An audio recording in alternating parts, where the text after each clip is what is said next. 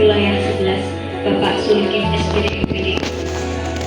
Yang kami hormati Pengawas Pembina SMA Negeri 1 Wanasari, Ibu Yuda Kusdiawati SP MSI, Pemimpinan Institusional, pembelajaran terprogram dalam mencapai belajar optimal di lingkungan SMA Negeri 1 Wanasari yang dilaksanakan hari ini, hari Senin tanggal 18 Mei 2026 dalam keadaan sehat dan bahagia tanpa kurang suatu apapun. Adalah pembukaan, yang kedua sambutan, yang ketiga doa, yang keempat penyampaian materi IHT, dan yang terakhir adalah penutup. Sambutan yang pertama akan disampaikan oleh Kepala SMA Negeri 1 Wanasari kepada Ibu Marhar Solihah SPD MPD. Kami persilakan. Bismillahirrahmanirrahim. Assalamualaikum warahmatullahi wabarakatuh. Dengan judul pembelajaran terprogram dalam mencapai hasil belajar optimal.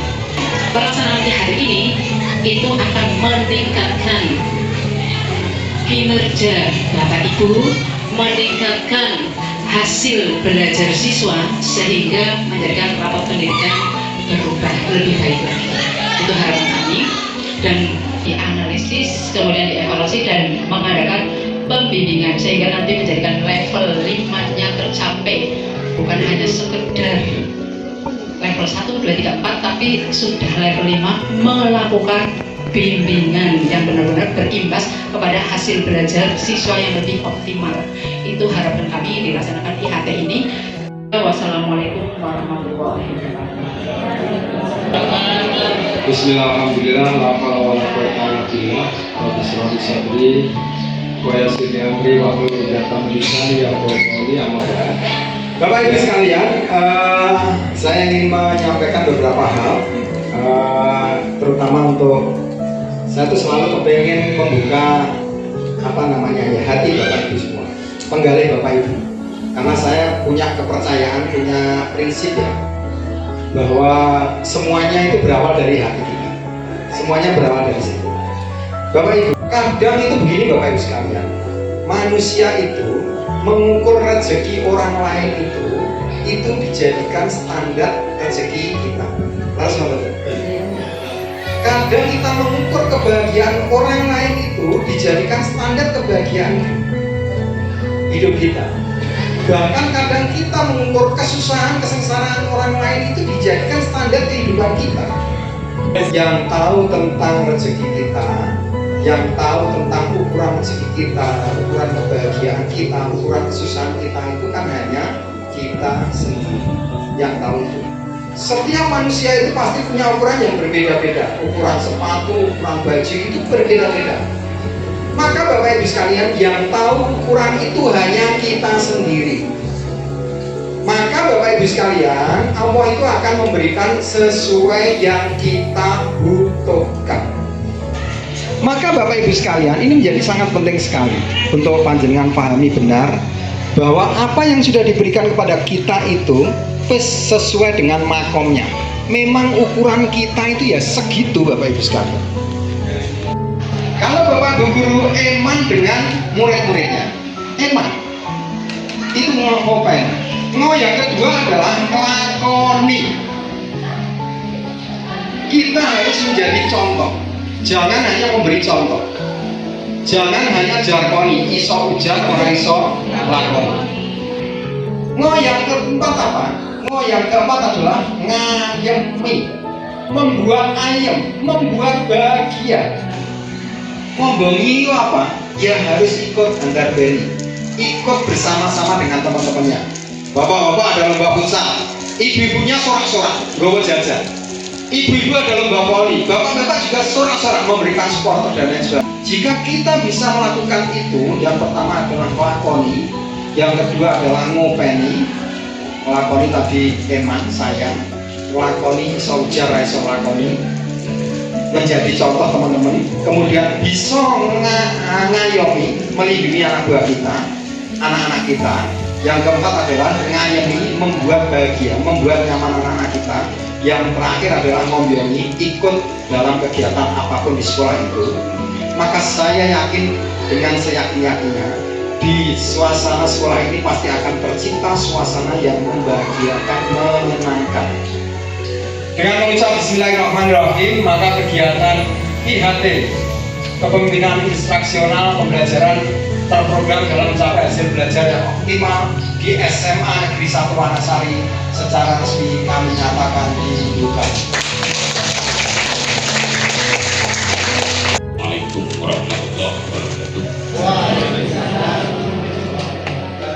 A'udzu billahi minasyaitonir rajim. Bismillahirrahmanirrahim. Alhamdulillahirabbil alamin. Hamdan syakirin, hamdan na'imin. Hamdan yuwafi ni'amahu wa yukafi'u mazidah. Allahumma ighfir lana wa liwalidina warhamhum kama rabbawna shighara. Rabbana zalamna anfusana wa illam taghfir lana wa tarhamna lanakunanna minal khasirin. Subhana rabbika rabbil izzati amma yasifun. Wassalamun alal mursalin walhamdulillahi rabbil alamin. Kita dapat berkumpul dalam acara IHT dengan tema kepemimpinan instruksional pembelajaran terprogram dalam mencapai hasil belajar optimal. Selanjutnya adalah penyampaian materi dari Ibu Yuda Kusdiawati SPMSI. Kepada Ibu Yuda kami persilahkan. Bismillahirrahmanirrahim. Assalamualaikum warahmatullahi wabarakatuh. Waalaikumsalam. Nah, makanya kepala sekolah itu mempush program-program yang ada hubungannya dengan kualitas pembelajaran. Nah, pendidikan adalah bagaimana siswa itu bisa melanjutkan ke perguruan tinggi melalui jalur prestasi. Salah satunya adalah yang bahwa kita akan membahas tentang peran kita sebagai guru sebagai pemimpin instruksional kelas ya. Sebagai guru kita itu adalah sebagai pemimpin di kelas itu. Nah ini yang harus kita rubah ya, mindsetnya harus kita rubah.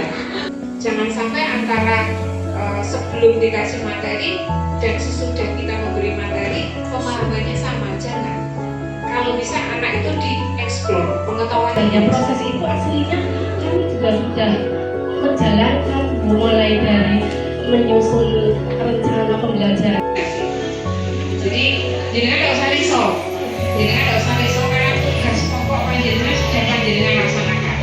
Nah, yang mesti kita sikapi itu adalah bagaimana biar endingnya itu kita bisa mengikuti regulasi yang sudah diputuskan oleh perguruan tinggi. Pada yang sesi kedua ini, saya selaku moderator mohon maaf atas kesalahan dan kekurangan. Saya kami mohon undur diri. Wassalamualaikum warahmatullahi wabarakatuh. Yang kami hormati, acara selanjutnya penyampaian materi oleh Ibu Maha Solihah SPD MCD. Assalamualaikum warahmatullahi wabarakatuh. Waalaikumsalam warahmatullahi wabarakatuh. Ini adalah sudah masuk sesi yang ketiga. Dan kepemimpinan instruksional itu tentunya terkait dengan pengelolaan KOSP. Bapak Ibu diharapkan sebelum mengajar sudah membuat perencanaan terlebih dahulu, perencanaan yang matang. Jadi pada saat Bapak Ibu guru mau ngajar itu sudah tahu CP-nya. Paling tidak tahu, tadi Bu Yuda mengatakan harus sudah tahu CP, capaian pembelajaran yang mau diajarkan itu apa. Karena aura yang mengeluarkan aura positif mesti akan merespon aura positif juga. Apa Pak Giansa? Kalau mau ngajar sudah direncanakan dalam bentuk apa? Pak Giansa mulai liar-liar ngantuk sih. Kalau bentuk apa? Ya.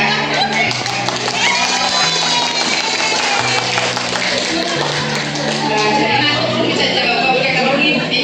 Apalagi kalau serius konsentrasi.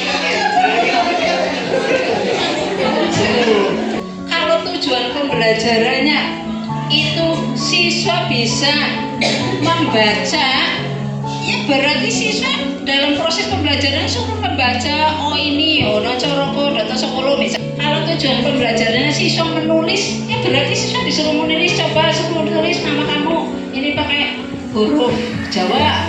Tuh bisa berubah perilakunya karena belajar gitu. Karena hasil belajar anak itu bisa berubah perilakunya. Dia khusus yang didapatkan secara terukur. Jadi tujuannya itu harus terukur.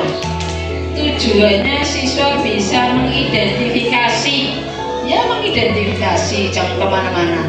Tujuannya siswa bisa menganalisis, tujuannya siswa bisa mendeskripsikan. Oh, berarti mendeskripsikan. Mahabbah itu yang kayak apa? Itu oh ternyata dia itu seorang yang ini koruptor, berarti dia itu apa?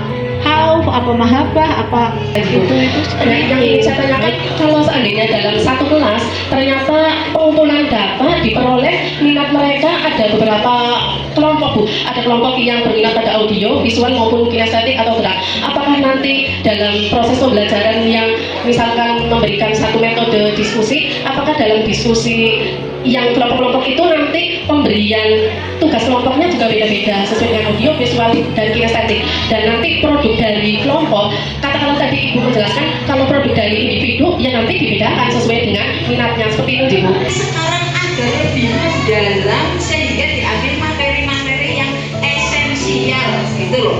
Paham Bu?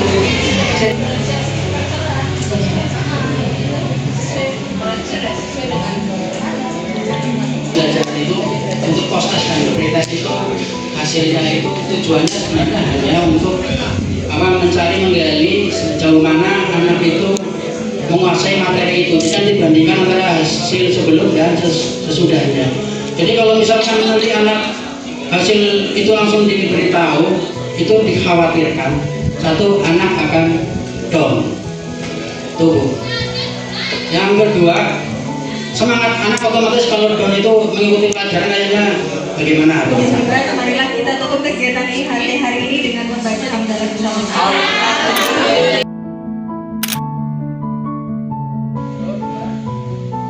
Kepemimpinan instruksional